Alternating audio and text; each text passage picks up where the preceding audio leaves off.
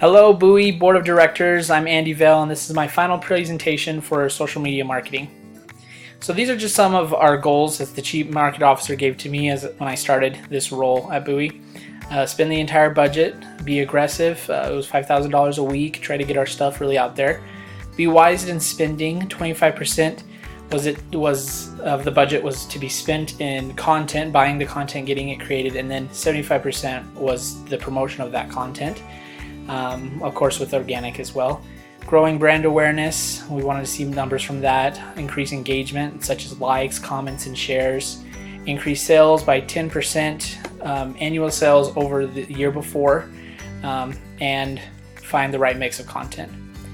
My goals for social media marketing were, for Buhi at least, was to create brand advocates by targeting existing customers that we had a high market saturation of, such as Dave Packer Tom and social media Mindy. We knew that these people had bought our products and like them, and they can become big fans of our companies and recommend them to friends. So I wanted to get those people on social media talking about our product. We also want to increase brand awareness through these people, and also by using brand advocates we can promote engagement with their networks and get everyone talking and have Buhi be a buzzword right now. So these are some SMART goals. SMART goals are specific goals that we really wanted to get nailed down, and these I posted for myself, and so I could really get the results we wanted. So we want to post on appropriate platforms and research these things. For example, Dave Packer Tom, we found out that Facebook, Instagram, and Twitter is where that buyer persona would usually spend time. Back to School Mindy, Instagram, Pinterest, and Facebook is where she would spend most of her time. And these other SMART goals are 5,000 engagements per post on average, which is obtainable. Wouldn't be easy, but it'd be obtainable. 20 conversions per post, and to get those people coming in our doors and to move efficiently through our funnel within 6 to 8 posts, get them coming in, get them buying, and get them happy with our company. These are just a brief overview of what we've achieved. So the goals, 100,000 to 150,000 average impressions. You'll see that we actually got just below that, 91,000 average impressions. 5,000 average engagements, we got 4,001 average engagements. We had a goal of 30 conversions from average each post, and we bumped that up midway because we saw that we were getting really good conversions, and we had 37 conversions on average from each post at the end, so that's really cool. $1,000 revenue for each post, that was one of our goals, and we actually achieved $1,620 of revenue for each post. 7-to-1 ROI for social media marketing, and we've actually achieved $9.40 to every $1 we spent on social media marketing. And we'll go over other stats of how much we've earned through social media marketing later on, for sure. So some of the changes to my goals were influencer marketing. It totally escaped my mind that we had people out there that had big social networks that we could connect with, and that people would engage with. So we wanted to target, in the course of learning about influencer marketing, I wanted to target a person by platform. So we would say we wanted to reach the Back to School Mindies, so let's talk to a celebrity that knows Back to School Mindy, or Back to School Mindy really trusts. And we had some really good results from that. As you can see, we had high engagement numbers, a lot of clicks, and we had $52,000 in revenue from working with influencers that had very high engagement within their networks. The strategic approach and insights that I had were really amazing. So my initial approach, we already talked about this. We create brand advocates, we'd sell the backpacks, and we'd have content that showcases the product only, that would put that product right there for people to see. We'd post primarily ads and not that much organic, and the text was a little pushy in the beginning, buy our stuff, come in and see our stuff. And so during the course I made adjustments. We would promote multiple types of products, so not only backpacks, but luggage, handbags, totes, and so on and so forth. We would focus on selling the luggage the most because they have high margins, so we would get to our revenue goals faster. We'd have content that shows products, but also have that products that are content that showed people with our products. And we would use kind of a fun new way of talking to people and promoting our products, not to sound like totally a salesman, which was really important.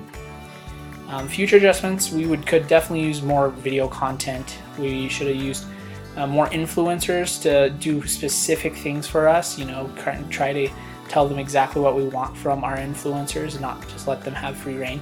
And then have real-time marketing that has to do with stuff going on in the real world, and be connected. We're connected to our customers in that sense.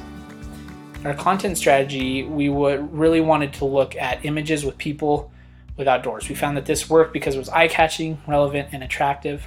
Our video promos had a lot of views, which were really good, and they increased awareness, and they were easy to share and were entertaining. Some things that didn't work were images with only products. It just wasn't working for our clientele. It came off boring, it was low engagement, and it was just not as eye-catching as seeing someone on Facebook. You're seeing a lot of people, and then boom, all you have is a product. It's kind of weird, so we found that didn't work as well. Our secret content sauce, we had a lot of images, some advertisements, infographics here and there, but we really would have liked to increase our video percentage. Our platform strategy, so this is our pie graph for platform. As you can see, we had a number of platforms. We used pretty much all of them. Facebook and Instagram combined to make a little over half of what we posted on, because they just go hand in hand and reach a lot of people here in the United States. The platforms that were most successful for organic content was Pinterest and Instagram. Platform for the most successful paid content was Instagram and Facebook, which is pretty interesting. So recommendations for the future, I would definitely try to match the platform with the specific kind of content. So if you're posting a video, it might be better to do that on Instagram because people are used to seeing videos, rather than Twitter because people aren't used to seeing as many Twitter feeds with videos. You could get a really high quality image on Pinterest, and that might really do a good job, but if you put that same high quality image on LinkedIn, it wouldn't do as well of a job. So try to match a specific content with that platform. We're going to incorporate Snapchat, and we'll talk more about that later. I would do live video and one-on-one conversations within social media. It's a big key to good social media marketing.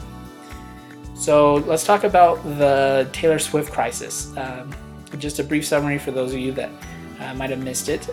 Taylor Swift was shopping for one of our bags, and she has about 175 million followers. And wouldn't it be our luck that she bought a bag that had a note inside of it? So she finds this note, and she bought this bag at Nordstrom. It was from a Chinese prisoner that was forced to make bags for little pay. And the prisoner described his inhumane living conditions in this prison, and it was horrible. So the social media marketing team was tasked to dealing with this crisis, and this was our content calendar and how we responded. We announced the launch of an investigation immediately, as soon as we could. We posted our recommitment to fairly paid labor 2 days afterwards, talking about how we truly want to make Buhi bags good products, and we don't want to have cheap labor do them, especially when they're treated like that. We invited Taylor to come talk to us, to talk to Buhi about maybe even collaborating on a campaign to find this person and to help them. And we announced throughout the whole thing any findings or actions that we could take within the company to have responsibility and be responsible for this incident. So let's look at Buhi Bags growth a little bit. So here are the results, and this is pretty astounding. $377,609 in total revenue from social media marketing. This had about $9.40 social media ROI. So it's like a magic machine that you put $1 in and you get about $10 back. Social media is pretty powerful. We had 7,439 people that were brought into our stores online or actually in person. And those we call conversions, and this was really important because people were coming in and buying our product, which was really good. We had 804,000 total engagements, so people were talking about our product, which is really cool. And we had our total shares and total clicks as well. Two big key takeaways from this: Buhi bags are perfect to market through social media. We have visual products, they can go viral at any time, and it's really a lifestyle brand / fashion brand, and people want to see that. People aspire to it, and they like those kind of things on social media. They like to be seen with those kind of things. The other thing is we're ready to compete with really big companies that could really boost us. So Herschel Supply Co. comes to mind, and they've done a really good job with their social media. So if we follow suit with continue to improve our social media and to put the necessary resources towards this, it could work really well. Hurley as well is another brand that just really knocks it out of the park for social media, and we can follow suit. Industry's doing it, and that's a big pusher for us that we could succeed at this. So let's talk about the future. This is our proposed budget. $5,000 is a great amount, and over the time we'll get better at spending that $5,000 to get even more, make our money go even farther. And we are confident that we're learning and we're getting better as social media marketers. We did talk about getting more video content, which would, if we want to start immediately, we would want to about $1,000 more a week to shoot really high quality videos. These would be included in our Instagram live stories and our Facebook stories, behind the scenes at events and stuff like that. Really cool opportunity for us to be connected to the real world and show that we're listening and that we are up to date on our social media trends. Snapchat integration. Snapchat is growing. It has a very focused fan base of young people, and those young people are exactly who we want to target and go after with our branding to get them aware of who we are and what we do. If we did do this, we'd want to pay influencers and get right down to their networks and collide with what they do best. The branded content, we would tell them to do branded content and live events. We could even get Snapchat and collaborate and do a geo filter around our city, which is really cool. And we would do real-time marketing, so being there whenever there's something happening in the news or something's going on. Really cool. The last thing we could have set apart in our budget is real-time marketing / emergency budget. So this would be stuff like reacting to another crisis if anything happened like that again. Current events, if something happened to where people needed a lot of bags, we could be there and we could put that money toward promoting a big event. Unseen marketing costs. If we all of a sudden need a lot of luggage in Siberia, then we could launch with that emergency budget a campaign for those people in Siberia and launch ads and get those things promoted to the top so that people can interact with it. We think this would be really good, and that would be our future strategy for any more money that comes our way. Again, we're always getting better, and we know that social media is working, and we know that social media will continue to work as long as we put the necessary resources towards it. So thank you again for the great semester, and that's it. Thank you so much.